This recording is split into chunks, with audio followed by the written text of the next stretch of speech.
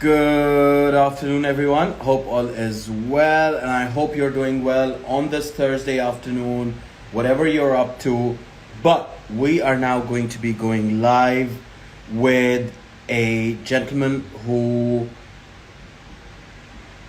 works within the Westminster Council, and we're going to be talking about all the hardships or the benefits of property development, regeneration, council housing, social housing, all of that kind of stuff with Tony Hutchinson. So let's just send this over.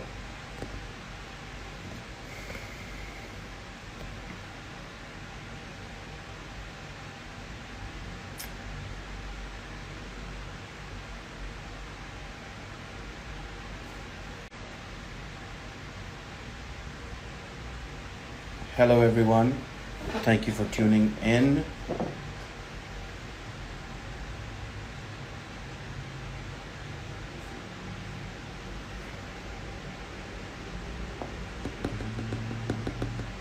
There we go.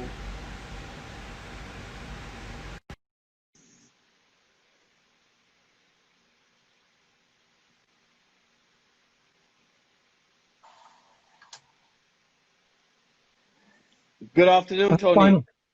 Hiya, that finally worked. It has worked, but I cannot see you properly. So if you can tilt your screen down slightly, that's perfect. Yeah. Sorry, I'm just trying to get it. Oh, good. Super. How are you Yes. doing? Fine. It started raining again this afternoon, so the temperature's just dropped about 5 degrees, which is all very nice. We're never happy, right? We're never happy. Even if the sun's shining, we're not happy. If it's raining, we're not Uh, happy. at the minute, I'll take the rain. It's 35, 36 degrees. It's us northerners get very, very hot and sweaty. But Tony, thank you so much for coming on this live session. I know we've been trying to arrange it for a while, but it's happening today, finally. So thank you so much for coming on here to share the No knowledge, problem. to spread the positivity, and thank you so much for joining me on my mission. No, thank you very much for inviting me. Pleasure. So Good. Tony, before we move forward with the conversation, if you can introduce yourself as to who you are and what is it that you do. Okay, Tony Hutchinson. I've been working in housing and regeneration for 40 plus years in different capacities as a regulator, as a senior manager, and now latterly as a consultant. Over recent years, I've been working for principally local authorities on their response to housing issues, whether it's estate-based renewal schemes or new development vehicles to bring forward new accommodation at pace, recognizing we've got A huge demand. a huge demand. I started in housing. I was motivated because of the famous film Kathy Come Home in the 60s, and to feel that 50 years later we are still grappling with the same Struggling problems. for demand. So pure supply, poor quality, Yeah, abusive tenancy relationships. It is soul destroying at one level, but motivating in another. So absolutely. But that's good to know that. Tony, I know you've grown silver in this career of yeah, yours that you've been doing for yeah, the last 40 years, but I want to take you a few years back into your childhood. sure. You know, when we were growing up as kids, teenagers, college going, school going, and Yeah, we see all these different careers in front of us, right? It'd be an architect, it'd be becoming a doctor or lawyer or a musician. I know you've got a passion for photography, so either yeah. it be a photographer. You know, we grow up with all these careers in front of us. What is it that was your aspiration at that point that you wanted to do, or was it always within this property regeneration housing that drove you to get into this profession of yours today? In fairness, when went to university, I was thought of being a social worker. Okay. That was where I thought, and very quickly realised that the single greatest determinant of somebody's life chance, or the second greatest life chance, was having a good home, having access to decent, secure housing that was within their means, that was free, was of a good quality and sustainable. And I got involved in various housing projects when I was at university, around housing renewal in particular and housing advice, and carried that on. I joined a government regulator when I left university. You mentioned that you were working for the housing association during your university days. Was that like a paid job, or was it like a internship that you were doing there to help them out with their workload?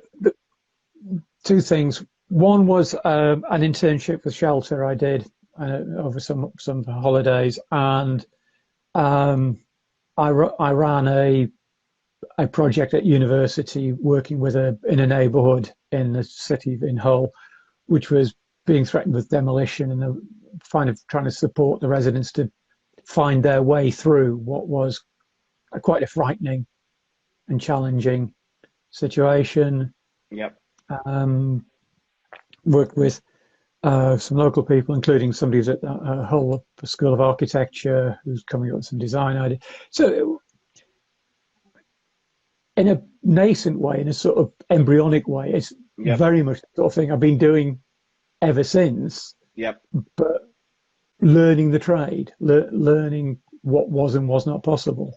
So it was basically to learn during these 40 years that you've been at different city councils and counties and all that, all the borough councils.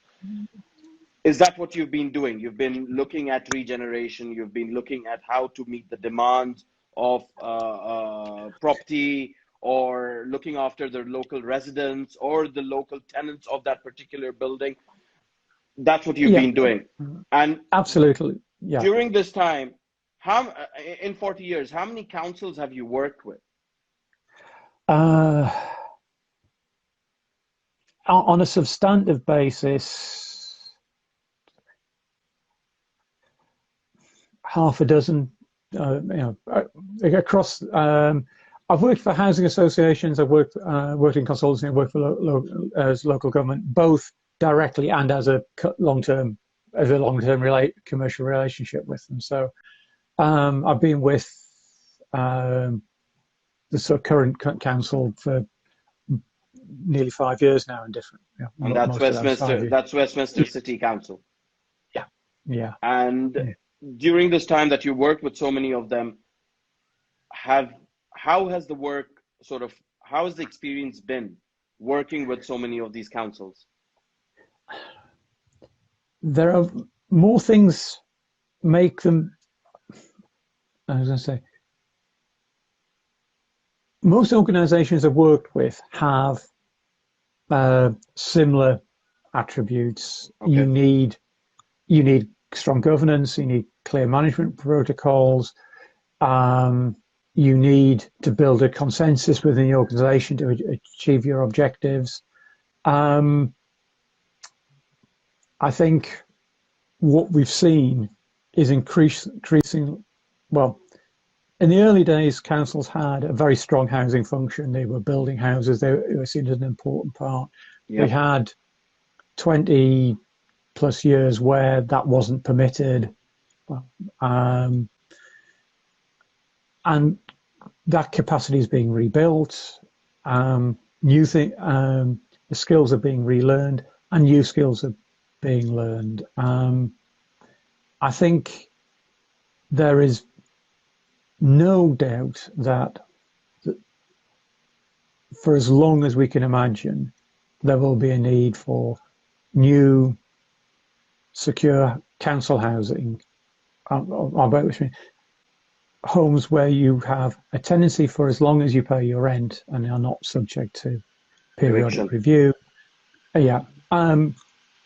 And that the rents are down at the rate people on a below average incomes can afford. If you look at the situation in Westminster, just as a snapshot, Yep. the average rent for a 2-bedroom property in the private market is £2,500 plus a month.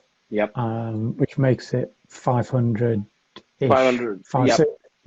a week. Yep. Like the council tenancies in Westminster are at around £110-120 a week, including service costs. Now, yes, that is a massive subsidy. That is but, a huge subsidy. But the other factor is that if somebody isn't getting, you're not subsidising the bricks and mortar, if you're not paying off the capital debt, you're faced with having to make a revenue contribution to those people to support.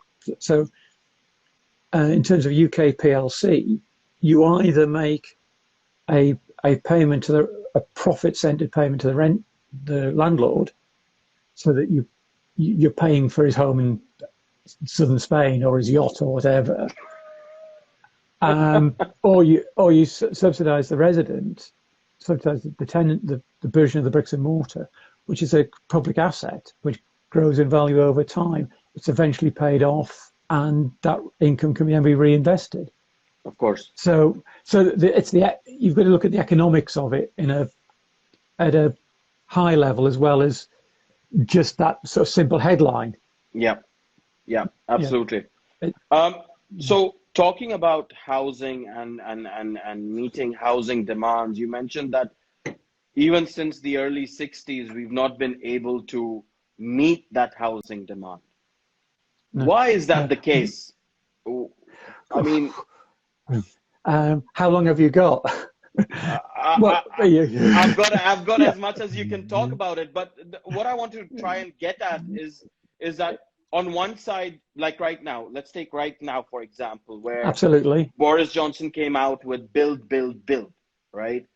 And yet developers are trying to find sites, or housing associations are trying to find sites to develop to meet the housing demand. Why is that the case, that when it comes to building these properties, either it be houses or apartments or a block of flats, whatever it is, it takes a huge amount of time for these developers to find something.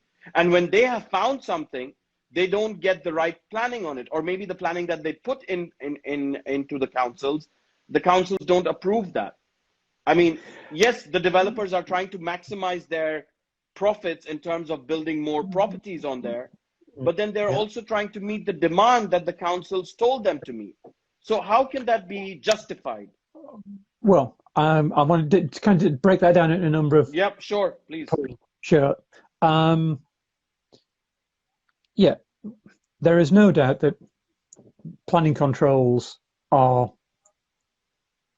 something we need to always be looking at to make sure that are. But I don't think it's the planning process in and of itself that is the problem. Okay.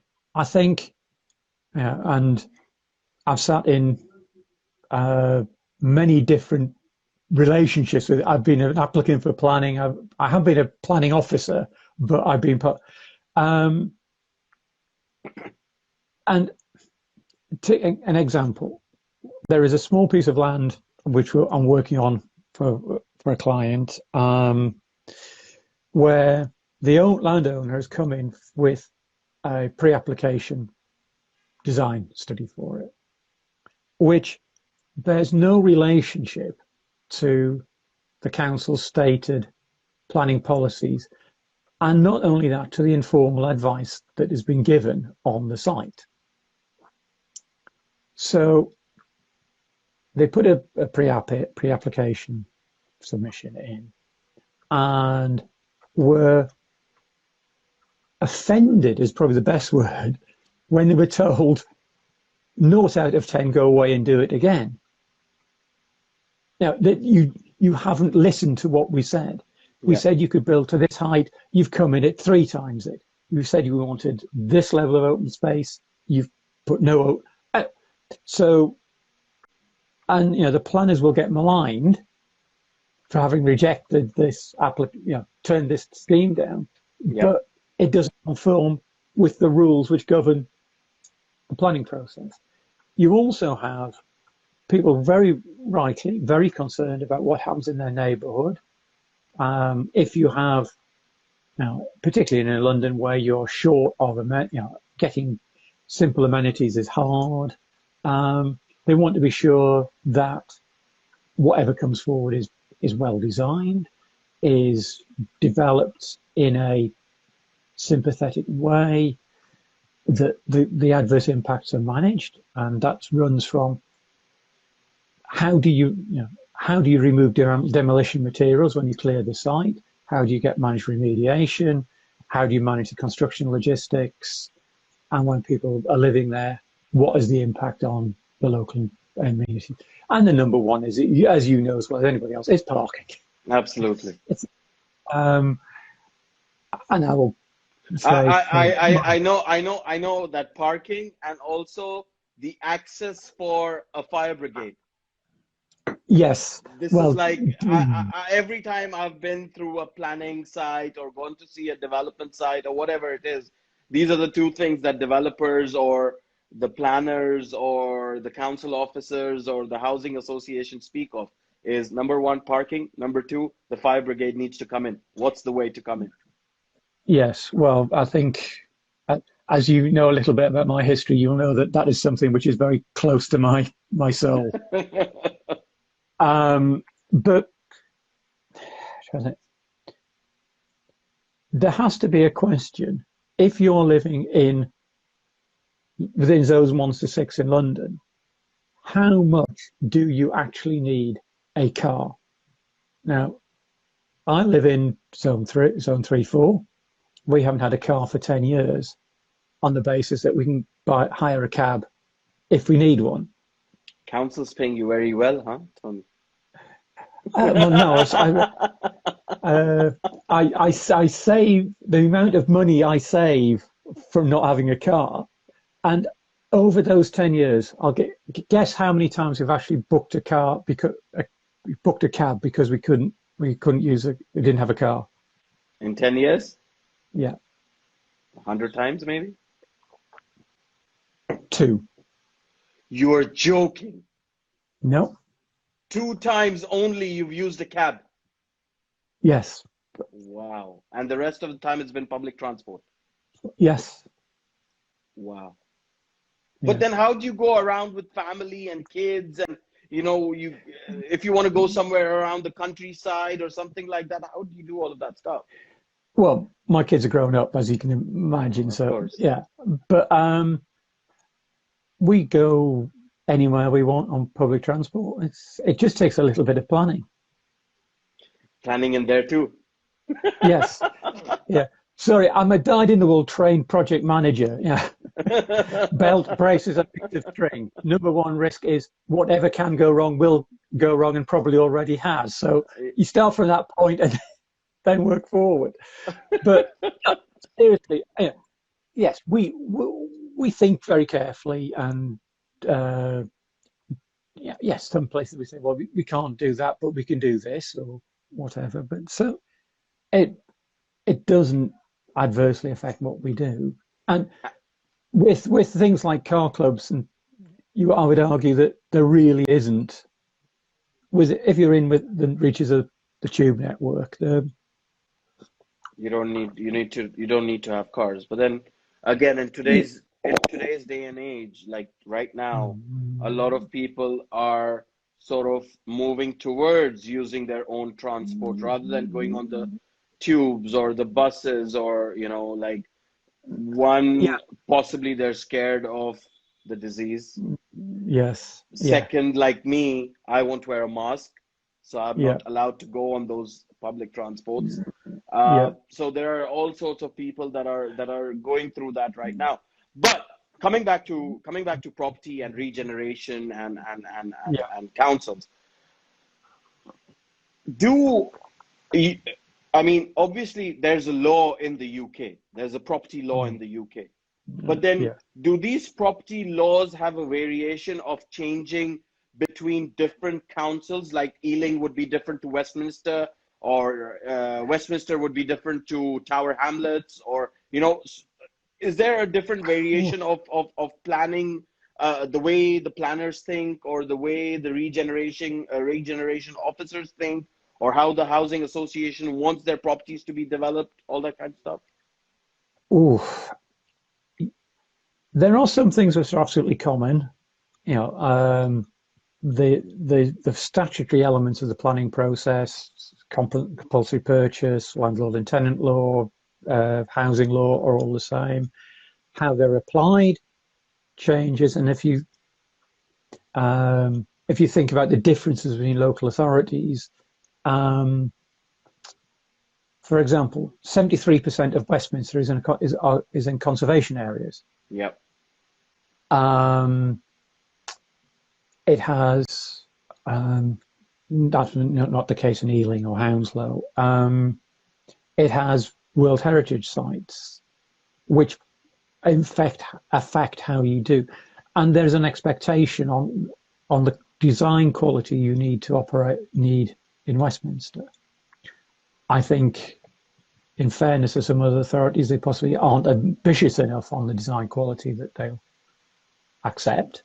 Yeah, they will allow developers to get away with things that are not very good, but equally good design doesn't necessarily need to be expensive. It needs to be it needs another couple of iterations on the drawing board rather than expensive materials or but then Westminster is built like that, right? It's prestige, it's luxury, it has to fit in with the old traditional buildings and the modern setting, I guess. Oh, absolutely. But I think it's easy to think of Westminster and think of Mayfair or Belgravia. So one of the joys of one of the funny afternoons in Westminster was I was invited to a meeting to discuss the regeneration of South Belgravia. Okay. Now, I grew up talking about the regeneration of Lower Broughton in South Belgravia, where the current Chelsea Barracks site is. Yeah, it's north of it's the area within the Grosvenor estate boundary, Gotcha. Cundy Street running. Yeah. Okay. My colleagues and I had a little chuckle about that. I've worked in, for example, in central Salford or North Tyneside, where the idea of regeneration in South Belgravia in the same sentence just doesn't compute. Yeah. But you can't go and build towers in South Belgravia. No. Oh, well, we probably are going to be on the Ebury Bridge regen site, but Yep. And Grosvenor Estates have got some fairly chunky buildings going in on their site as well. I think they're 12. But yeah, sorry. Yes, there are differences. There's differences in how the organisations are managed, the political control, the aspirations that people have. Oh, the point I was going to make, actually, I think is really important. You'll be aware, I think, of the index of multiple deprivation. It works out where people are poor and excluded socially and economically excluded. Yep. Westminster has areas, what are called lower super output areas, which are amongst the 10% most deprived in the country. So, seriously, yes. Westminster? Yes. I mean, maybe if you said Tower Hamlets, I would say, yeah, okay, fine. But yeah, Westminster? But yeah. Wow. Not on all domains, but certainly on some. And across the borough, across the city, you have massive variation in life expectancy, which is one of the key determinants. You go from Fitzrovia, south of the Marylebone Road, 83, 86. Into sort of St. John's Wood and Maida Vale and sort of the backside of... Well, no, if you just go straight across, if you go to Edgware Road, but if you go from Edgware Road Tube by Marks and Spencer's, Yep. Edgware Road Tube on the north side of the road, average life expectancy by Marks and Spencer's is about 86 years for a man. North of it, it's about 73 years. Wow. Yeah. Just on one road.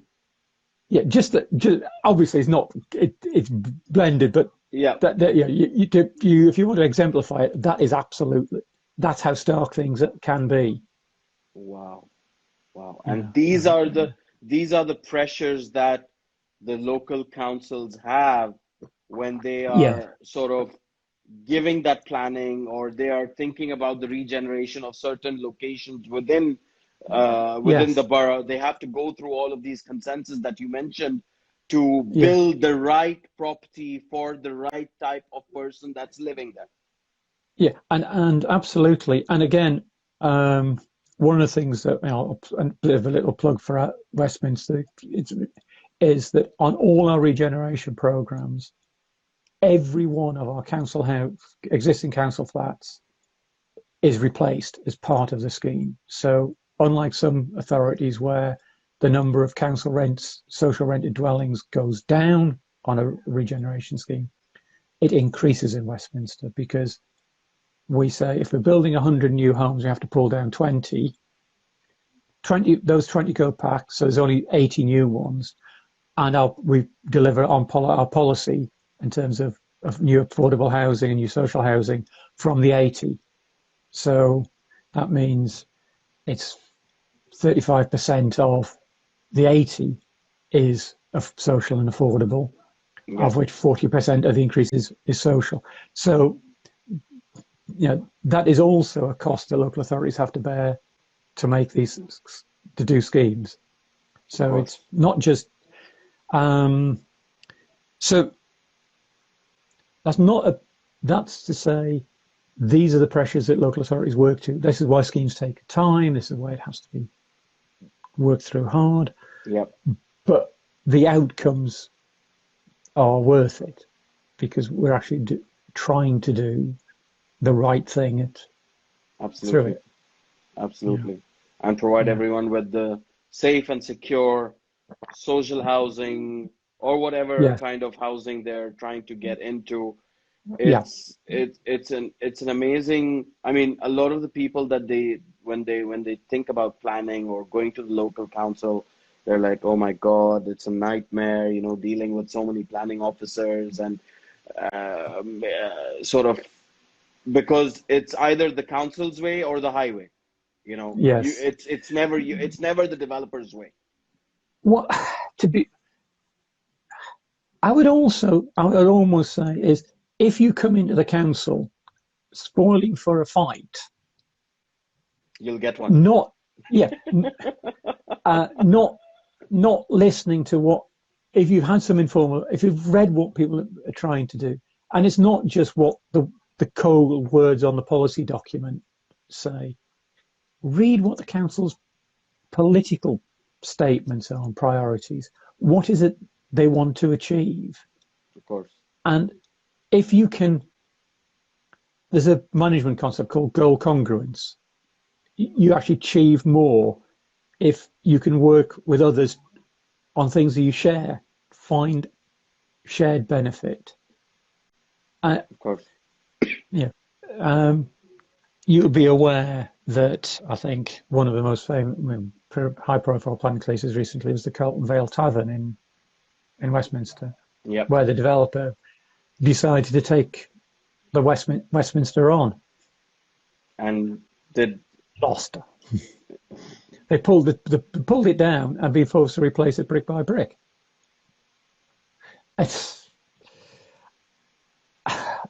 It cost everybody a huge amount of time, money, trouble, angst. Of course. And only the lawyers got rich. From both parties. Yes. Yeah. So my argument would always be, if somebody's giving you a good advice or trying to give you good advice, take it. And if you can't deliver what they ask for, explain why, rather than talk louder. Totally get it. 'Cause, yeah, um, And I I'm think not there. I think property developers should definitely listen to this live session. But Tony, it's been a pleasure speaking to you. Thank you so No, much for thank coming on you. here, sharing that knowledge, opening up the brain spaces with sort of, you know, like me as a real estate broker. When Yeah, I think of selling a site or selling a property, I never see those hardships because I don't really have to deal with the council. But yeah, I can understand how property developers have to deal with it and how councils have to deal with it and how they have to yes, come to a sort of a meeting point to make yeah, benefit yes. out of that particular scheme. So thank you so much for coming and sharing that with us. But before you go, I do this with all my guests. We've gone through a lot of negativity just alone in the year 2020, Yeah, with a lot of people losing their jobs. And yesterday it was actually written in the newspaper that we have now hit the recession. So all this negativity that's going on around us, what positive advice would you like to share with the world today so that they can take that on board and move forward in life? I think I'll go back to the point I just made. If somebody is giving you good advice, Take it. listen to it. Now, you may not wish to take it, and you may wish to come back on it, but respect it to be being given For free? with an be given with an open hand. Exactly. Yeah. If you want to charge the barricades, know that you're doing it, and then but don't be surprised if things come the other way. Absolutely. Absolutely. But thank you so much coming on here. It's been No, an absolute pleasure speaking to you.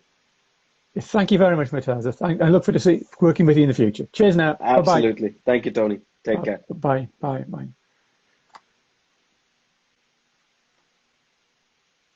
So that was Tony Hutchinson, who is a consultant, advisor, and also works within the Westminster City Council, advising the council, advising the local developers on how to go about building the right property for the residents of that council. And like you mentioned, he's worked with so many different councils over the years, and he's seen the regenerations and he's seen how people have moved on in life to secure the right housing. Thank you so much, Tony, for coming on here. Thank you to all the viewers that tuned in. It's been a pleasure, and I shall see you again tomorrow. Take care. Bye bye.